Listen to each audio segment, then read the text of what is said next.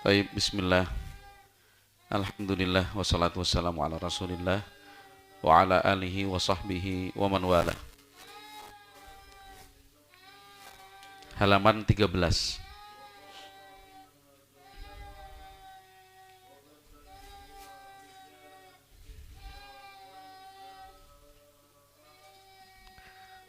Qala al-Imam Al-Ajurri rahimahullah dalam kitab Akhlaqul Ulama. Beliau wafat tahun 360 Hijriyah. Berarti kurang lebih 1100 tahun yang lalu. Waalaikumsalam ya. Poin yang ke-19. An Abi Wa'il qala sami'tu Ibnu Mas'udin radhiyallahu anhu yaqulu. Kalau sebelumnya yang kita baca adalah riwayat-riwayat dari Nabi Muhammad sallallahu alaihi wasallam mengenai ilmu yang secara pasti akan menghilang, sebelumnya berkurang dan terus berkurang. Ya. Jadi sebelum betul-betul menghilang, ilmu itu berkurang.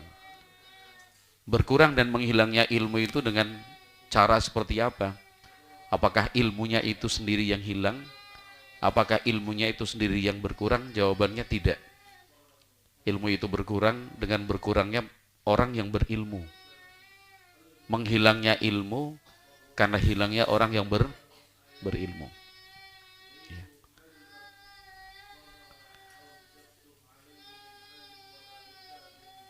Dari Abu Wa'il rahimahullah, seorang ulama tabi'in, beliau mendengar sahabat Ibnu Mas'udin radhiyallahu anhu yaqulu, hal tadruna kaifa yunqasul Islam? Sahabat Ibnu Mas'ud radhiyallahu anhu pernah bertanya, tahukah kalian Islam itu berkurang dengan cara apa? Qalu kaifa. Maka orang-orang yang ditanya, yaitu murid-muridnya, bertanya kembali, bagaimana itu Islam berkurang? Qala kama yanqusud dabbata simanuha. Itu sama halnya seperti hewan ternak yang gemuk. Itu gemuknya berkurang jadi kurus. Ya. Katakan seekor kambing yang gemuk, ya kan? Kalau kambing itu tidak dikasih makan, kambing itu tidak dirawat, ya. Akhirnya gemuknya itu dia berkurang. Jadi kurus. Wa kama yanqusu thawbu an tulil lubsi.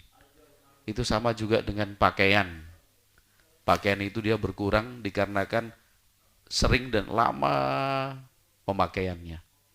Ya. Pakaian juga seperti itu. Wa kama yanqusu dirhamu an tulil khabti.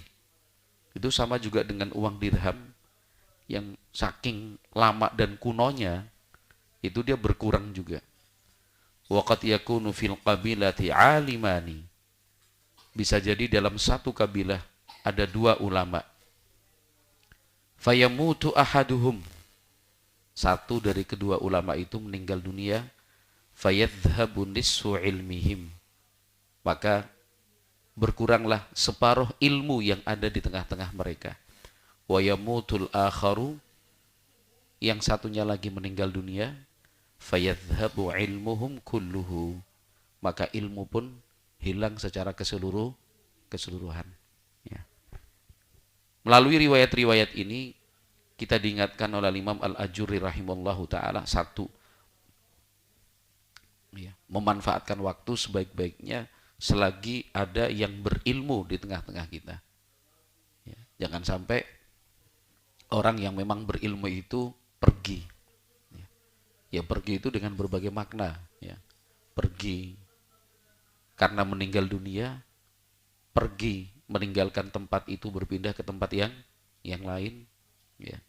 Atau pergi karena dilarang dan dicegah, ya.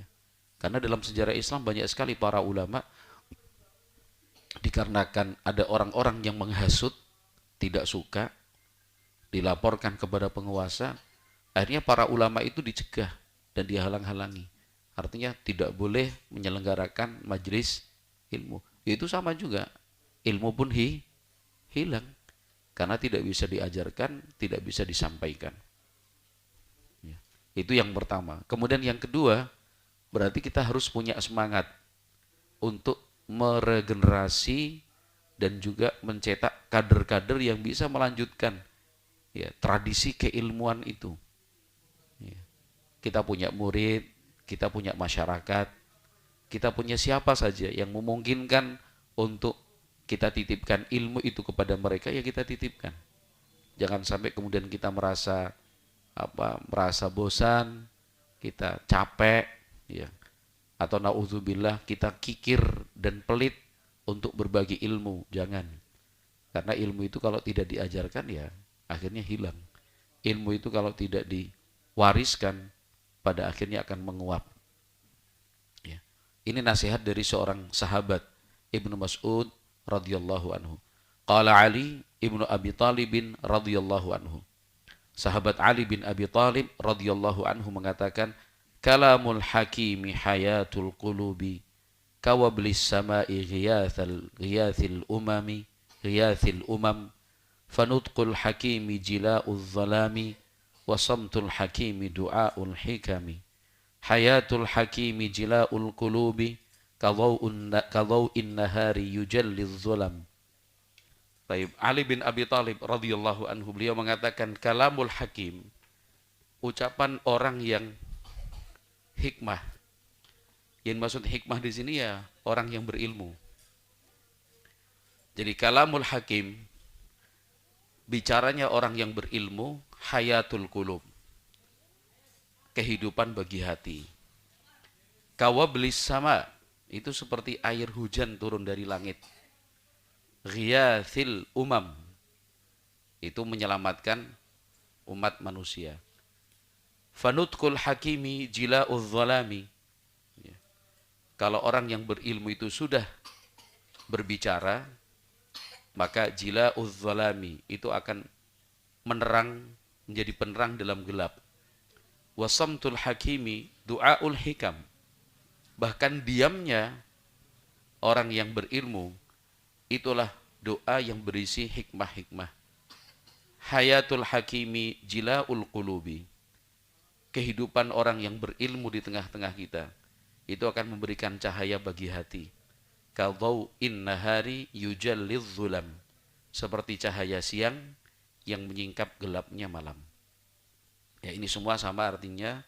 Sahabat Ali bin Abi Talib radhiyallahu anhu mengingatkan kita tentang pentingnya orang yang berilmu dan manfaatnya ilmu dalam kehidupan manusia.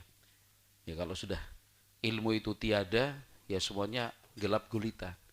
Tapi kalau semuanya itu berdasar dengan ilmu, terang benderang penuh dengan cahaya. Qala Muhammad ibnul Husain. Muhammad ibnul Husain mengatakan, yaitu Al-Imam Al-Ajurri rahimahullahu taala, ya. Wa ruwiya an Mu'adz ibn Jabal radhiyallahu anhu annahu qala, diriwayatkan juga dari Mu'adz bin Jabal radhiyallahu anhu, beliau mengatakan, ta'allamu al-ilma, pelajari ilmu itu baik-baik. Fa inna ta'allumahu lillahi khasyatun, karena mempelajari ilmu ya, lillah, niatnya untuk Allah, khasyatun, bagian dari rasa khasyah. Khasyah itu artinya rasa takut kepada Allah Subhanahu wa taala.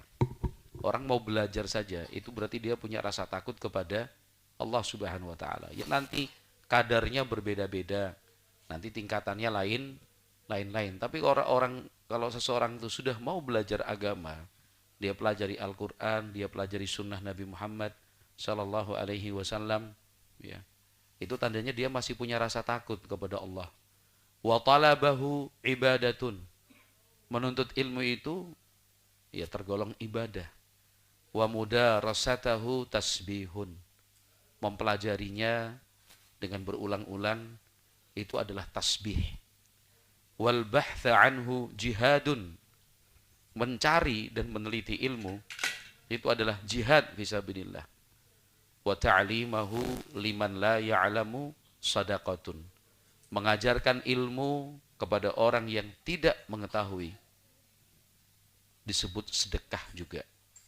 Wa badzlahu li ahlihi qurbatun. Ya. Menyampaikan ilmu ya, kepada mereka yang memang pantas mendapatkannya, itu adalah cara kita mendekatkan diri kepada Allah. Li'annahu ma'alimul halali wal haram. Karena ilmu itu adalah mercusuar halal dan haram. Wal anisu fil wahsyah. Teman yang memberikan kenyamanan ketika kita dalam keadaan sepi sendiri. Wasahibu fil khalwati, yang menjadi sahabat ya ketika kita tidak ada orang lain. Wad dalilu 'ala sarra'i wad dharra, ilmu itu petunjuk di saat kita senang maupun susah. Waz-zainu 'indal akhilla, ilmu itu adalah perhiasan saat kita berteman. Wal qurbu 'indal ghuraba, ilmu itu membuat kita merasa akrab walaupun kita sedang merantau. Ya. Yarfa'ullahu bihi aqwaman, dengan ilmu Allah mengangkat derajat beberapa kaum. Fayaj'aluhum fil khalqi qadatan yuktada bihim, dengan ilmu Allah subhanahu wa ta'ala menjadikan sekian banyak orang pemimpin yang diikuti. Wa a'immatan fil khalqi tuqtassu atharuhum, menjadi para imam di antara manusia yang jejak-jejaknya diteladani. Wa yuntaha ila ra'yihim, pendapat-pendapat mereka diambil. Wa targhabul malaikatu fi hubbihim, para malaikat pun cinta kepada mereka. Bi ajnihatiha tamsahuhum, dengan sayap-sayapnya para malaikat menyentuh mereka. Hatta kullu ratbin wa yabisin lahum mustaghfirun, bahkan yang kering, yang basah di seluruh dunia ini ikut memohonkan ampunan. Hatta hitanul bahri wa hawamuh, bahkan ikan-ikan di laut dan serangga-serangga di darat. Wasiba'ul barri wa an'amuh, hewan-hewan buas, hewan-hewan ternak. Wassama'u wa nujumuha, langit dan bintang-bintangnya, itu semua memohonkan ampunan. Jadi tanpa diketahui, tanpa didengar suaranya, bahkan kadang-kadang tidak disadari dan itu dilupakan. Padahal di saat-saat itu semua makhluk yang ada di atas langit, di atas bumi dan di antara keduanya memohonkan ampunan kepada setiap orang yang mau mengajarkan ilmu. Tapi memang perlu tantangan. Ya, perlu tantangan. Kenapa? Ya, karena banyak perbedaan antara mereka yang mewakafkan hidupnya untuk ilmu, mereka menghabiskan waktunya untuk mempelajari ilmu dan mengajarkannya, dengan yang tidak. Itu perbedaannya banyak sekali. Kadang-kadang ketika kita sibuk dengan ilmu, kita melihat atau mendengar teman-teman atau saudara-saudara kita yang lain punya aktivitas yang berbeda. Rasa-rasanya ingin juga seperti mereka. Kita mendengar cerita si A, si B naik gunung, ya pengen naik gunung. Si C, si D mancing, pengen mancing. Si E, si F, ya punya koleksi ikan, punya koleksi hewan, kita juga pengen itu. Ada yang jalan-jalan touring dan yang lain, kita juga pengen. Ada yang makan-makan ini, makan itu, kita juga pengen. Ada yang olahraga ini, olahraga gitu, kita juga mau. Tapi ternyata kita terbatasi waktunya. Kenapa? Hari ini mengajar dari jam 8 sampai jam 11, nanti sore ada jadwal taklim, nanti malam ada rapat. Kapan kita bisa naik gunung? Kapan kita bisa mancing? Kapan kita bisa olahraga? Kapan kita bisa makan-makan? Kapan kita bisa jalan-jalan? Ya, rasa-rasanya memang begitu. Tapi sudahlah, masing-masing orang itu punya pilihan hidup. Masing-masing orang punya pilihan hidup. Ya, kita berusaha untuk memilih jalan hidup yang terbaik, jalan yang telah ditempuh oleh Rasulullah Shallallahu Alaihi Wasallam. Belum lagi secara fasilitas dan sarana, apa yang kita punya? Hidupnya biasa-biasa saja, sederhana pun tidak. Bahkan bisa dikatakan fakir miskin. Kenapa? Ya karena di jalan dakwah ini kita belajar dan mengajar memang tidak ditawarkan harta. Memang tidak dijanjikan uang yang banyak. Ya itulah jalan ilmu. Gak bisa disatukan dengan jalan yang lain. Karena dia beda jalur. Dia berlawanan arah. Gak mungkin disamakan. Kita juga pengen punya usaha yang besar, keuntungannya besar. Kita pengen punya bisnis yang berkembang, Ya di situ banyak uang. Ya pengen juga. Tapi sekali lagi baru mau memulai dibatalkan. Sudah jalan akhirnya berhenti. Ya kan? Kenapa? Sibuk kita dengan belajar, dengan mengajar. Memang jalannya berbeda. Ya. Tapi apa yang disebutkan di sini sebagai sebuah kesimpulan dari sekian banyak riwayat dari Nabi Sallallahu Alaihi Wasallam dan para salaf, kiranya itu bisa menjadi hiburan buat kita. Bayangkan seluruh makhluk, seluruh makhluk tanpa terkecuali, mulai dari malaikat. Kata Al-Imam Al-Aljuri, kullu ratbin wa yabisin. Ratbin itu yang basah, yabis itu yang kering. Ya, benda mati, makhluk hidup itu sama, tapi kita tidak tahu, tidak rasa. Bahwasanya si A yang setiap hari itu mengajar, yang setiap hari itu ya menuntun dan membimbing anak-anak kecil misalkan belajar bahasa Arab, menghafal Al-Quran, itu ya. Semua makhluk itu memohonkan ampunan. Kalau dia namanya fulan, maka makhluk-makhluk itu akan mengatakan, ya Allah ampunilah si fulan, ya Allah ampunilah si fulan, Allahumma gfir lahu, ya Allah ampunilah dia, ampunilah dia, ampunilah dia. Beruntung sekali kan seorang hamba itu yang mendapatkan apa ampunan dari Allah Azza wa Jalla, walaupun dia sendiri tidak sebanyak permohonan ampunan dari makhluk-makhluk yang lain, tapi permohonan ampunan dari makhluk-makhluk itu tentunya tidak sia-sia dan tidak akan diabaikan. Kalau seseorang itu sudah penuh dengan ampunan, jalannya terang, hidupnya tenang, ya tidak ada masalah. Kenapa? Ya dapat ampunan dari Allah Azza wa Jalla. Ikan di laut, bukan cuma ikan, semua hewan yang ada di laut, ya.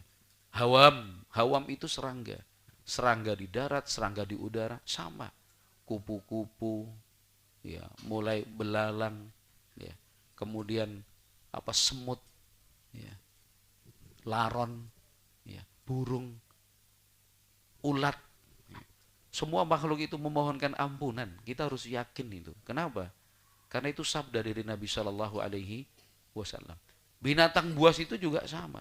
Sibaul berri, yang singa, yang harimau, ya, yang serigala. An'am itu binatang ternak, yang kambing, sapi, onta, kuda. Ya, bahkan langit dan bintang-bintangnya, itu semua memohonkan ampunan. Udahlah, cukup, cukup. Ini sudah menenteramkan hati. Ya, memang jalan hidup yang kita pilih ya jalan hidup ilmu. Memang sekali lagi, ya kehidupan orang yang memilih jalan ilmu itu jauh berbeda dengan mereka yang memilih jalan hidup dunia. Beda ya, karena yang didapatkan juga beda. Qala li annal ilma hayatul qulubi minal ama. Karena sesungguhnya ilmu itu ya hidupnya hati sehingga tidak buta. Wa nurul absari minaz zulam. Ilmu itu adalah cahaya sehingga dia bisa melihat walaupun di tengah kegelapan. Wa quwwatul abdani minal dha'fi. Ilmu itulah sumber kekuatan badan sehingga tidak merasakan lemah. Yablughu bihil abdu manazilal ahrari. Seorang hamba bisa mencapai tingkat yang tertinggi. Ya. Wa mujalasatal muluki. Mereka bisa satu derajat dengan para raja. Wad darajatil ula fid dunya wal akhirah. Derajat yang tinggi di dunia maupun di akhirat. Wal fikru bihi yu'dalu bisyam. Sekedar berpikir tentang ilmu saja itu sudah sebanding dengan puasa. Wa mudarasatuhu bil qiyam. Duduk belajar ilmu itu nilainya setara dengan qiyamul lail, dengan salat malam. Bihi yuta'ullahu azza wajal. Dengan ilmu Allah ditaati. Wa bihi yu'badullahu azza wajal. Dengan ilmu Allah diibadahi. Wa bihi tusalul arham. Dengan ilmu silaturahmi dikerjakan. Wa bihi yu'raful halalu minal haram. Dengan ilmu akhirnya bisa diketahui mana yang halal, mana yang haram. Imamul amali wal amalu tabi'uhu. Ilmu itu adalah imam yang terdepan ketika orang ingin beramal. Amalan hanya sekedar mengikuti. Yulhamuhu su'ada wa yuhramuhul ashqiya. Orang-orang yang beruntung dan berbahagialah yang kemudian memperoleh ilham, rasa ingin, ketertarikan, cinta kepada ilmu. Sementara orang celaka dan orang yang akan menyesal nantinya adalah mereka yang terjauhkan dari ilmu, wal iyadzubillah. Lebih celaka lagi dia yang menjauhi ilmu. Sudah tahu jalan ilmu tapi dijauhi. Sudah tahu ada jalan ilmu tapi tidak tergerak hatinya untuk mendatangi dan menempuh jalan ilmu tersebut. Ya, satu hadis kita baca, An Abi Darda radhiyallahu anhu qala Rasulullah sallallahu alaihi wasallam, innahu la yastaghfiru lil alimi kullu syai'in hatta al-hitanu fi jawfil bahri. Sesungguhnya semua, kullu syai'in. Apa artinya kullu syai'in itu? Segala semuanya yang sudah dirinci diterangkan oleh Al-Imam Al-Ajuri tadi, malaikat, ya, yang kering, yang basah. Yang kering, yang basah ini kan kering semua ini. Yang basah itu ya tanaman-tanaman, air dan yang lainnya itu. Ya. Binatang buas, binatang ternak, serangga-serangga, cacing dan semuanya, hewan dan binatang air. Ya, itu la yastaghfiru. Apa artinya la yastaghfiru? Memohonkan ampunan. Untuk siapa? Lil alimi. Untuk orang yang berilmu. Ya, jadi bersyukurlah kalau misalkan ada di antara kita diminta di lobi, melu ngajar gitu. Ikut ta'awun ya.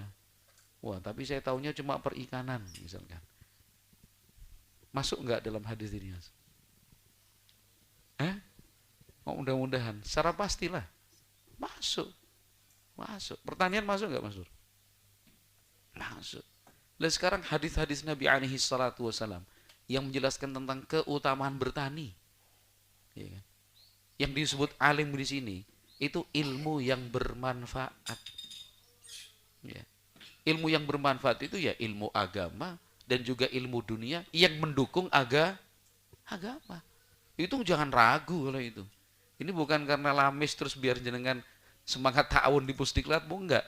Mau bicara sama siapapun ya tetap pendapat saya sama. Karena itu yang disebutkan para ulama. Yang dimaksud alim di sini bukan cuma ilmu nahwu, sorof, akidah, akhlak, enggak. Semua ilmu yang bermanfaat.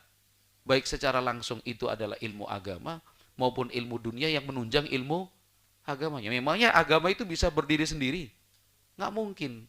Agama itu bisa berdiri tegak juga karena didukung oleh ilmu-ilmu yang lain. Begitu. Yang penting niatnya lillahi ta'ala. Begitu saja. Sekarang contohnya ilmu perikanan. Ya, kalau Mas Darsa meniatkan dengan ilmu perikanan yang diketahui Mas Darsa kepada siapapun, bukan cuma untuk siswa Pusdiklatmu, supaya dengan pengetahuan tentang perikanan itu dia bisa dengan tenang menyampaikan ilmunya.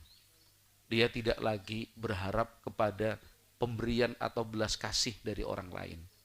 Dia bisa mengatur, Mas Darsa bisa memformulasikan ilmu yang memungkinkan bagi si alim itu untuk tidak terganggu kegiatan dan aktivitas mengajar belajarnya. Oh, ternyata pelihara ikan itu tetap bisa menguntungkan, santai, tidak terburu-buru waktu, ya kan? Dari jam sekian kan. Lah antum aktivitasnya apa? Wah, saya jadi pengajar, saya jadi ustadz, ya, saya diminta tolong untuk mengawasi anak-anak. Dari jam berapa sampai jam berapa? Dari jam 8 sampai jam 11. Dari ba'da zuhur sampai asar. Kalau saya dari asar sampai maghrib, ya sudah, berarti waktunya begini. Diajari sama Mas Darsa. Jadi ada waktu untuk merawat, ada waktu untuk seleksi, ada waktu untuk panen, ada waktu untuk menjual. Bisa itu dikomunikasikan. Itu. Niatnya itu sudah niatnya sangat mulia. Niatnya itu sangat sangat berharga sekali. Begitu. Cukup nggih? Wallahu a'lam bishawab. Subhanakallahumma wa bihamdika asyhadu an la ilaha illa anta astaghfiruka wa atubu ilaik. Alhamdulillah.